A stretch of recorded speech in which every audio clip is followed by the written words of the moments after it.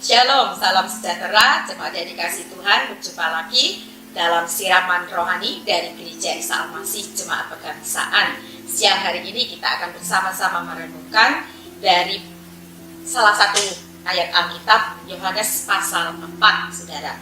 Kita tidak membaca keseluruhannya. Ada satu bagian yang akan kita renungkan.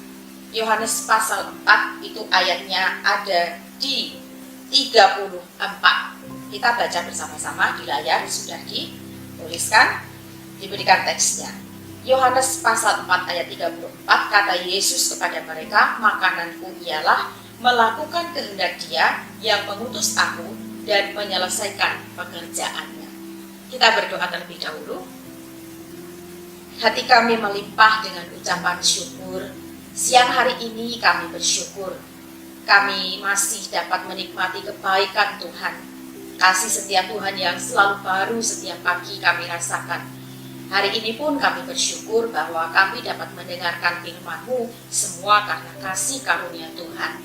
Mari ya Roh Kudus pimpin kami, pimpin hamba-Mu di saat menyampaikan firman-Mu, dan juga jemaat Tuhan, siapapun yang hari ini mengunjungi channel ini. Kiranya kami semua boleh diberkati. Kami siap untuk mendengarkan Tuhan berbicara untuk kami. Dalam nama Bapa, Putra, dan Roh Kudus kami berdoa. Haleluya. Amin.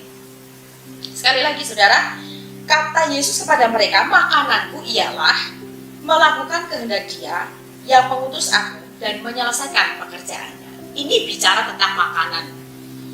Peristiwanya hari itu, Yesus sedang berjalan dengan murid-muridnya, lalu timbul rasa lapar, dan murid-muridnya itu pergi mendahului Yesus. Mereka mencari makanan, dan Yesus ditinggal. Dalam ayat-ayat sebelumnya terjadi percakapan antara Yesus dengan perempuan Samaria. Dan setelah percakapan itu baru kemudian tidak berapa lama ketika orang-orang itu sudah pergi, dan kemudian Yesus sendiri, kembalilah para muridnya dengan membawa makanan. Dan karena tadi lapar, tentu saja makanan itu akan menghilangkan lapar, ngobatin laparnya. Makanan itu datang dan muridnya wajar kalau mereka menawarkan, guru, rabi, ayo mari kita makan. Dan Yesus mengatakan, padaku ada makanan yang lain yang kalian tidak tahu.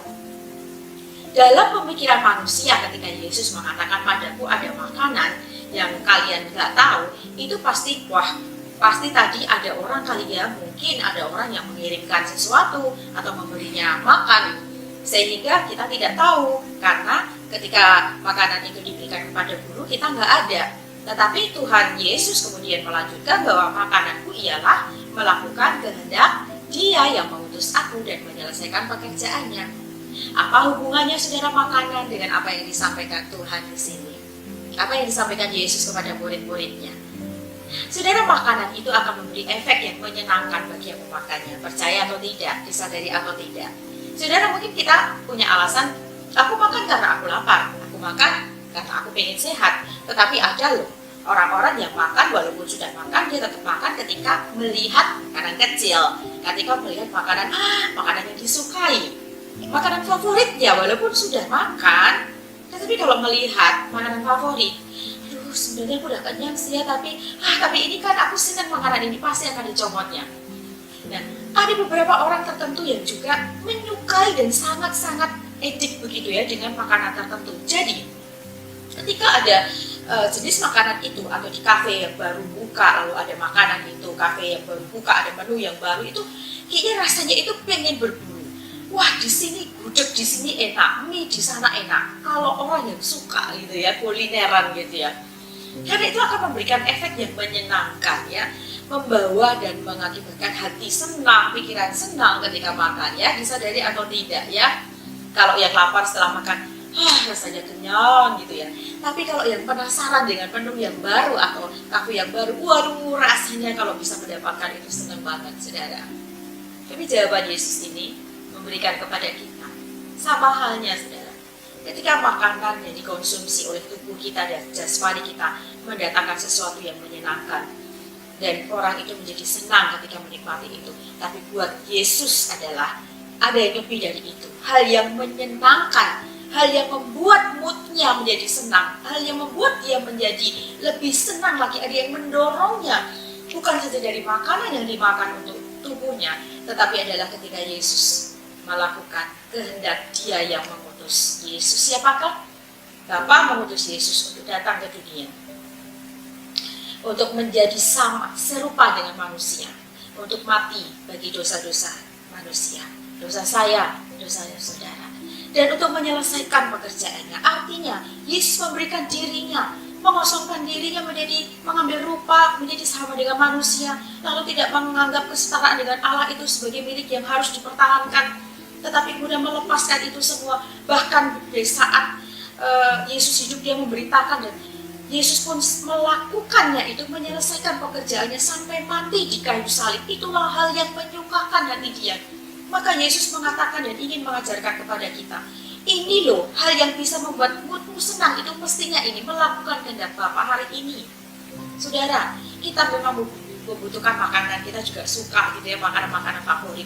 Tetapi satu hal, ya, apakah apakah selama ini juga kita melakukan apa yang Tuhan kehendaki, menyembah Dia, memuji Dia, berkorban untuk pekerjaan Tuhan, melayani Dia, dan melakukan hal yang menyenangkan hati Tuhan, menjadi sesuatu yang mendatangkan kesenangan, menjadi sesuatu yang menyenangkan hidup kita.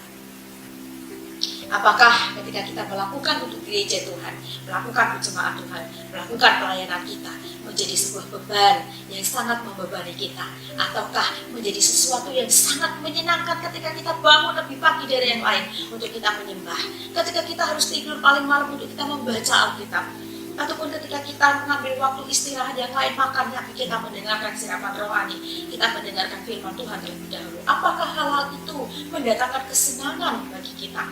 Sama ketika kita dapat makan makanan yang menjadi kesukaan kita dan itu mendatangkan kesenangan. Ya, apakah ketika kita melakukan hal-hal yang menjadi kehendak Bapa itu menjadi hal yang menyenangkan bagi kita, ataukah menjadi sebuah beban?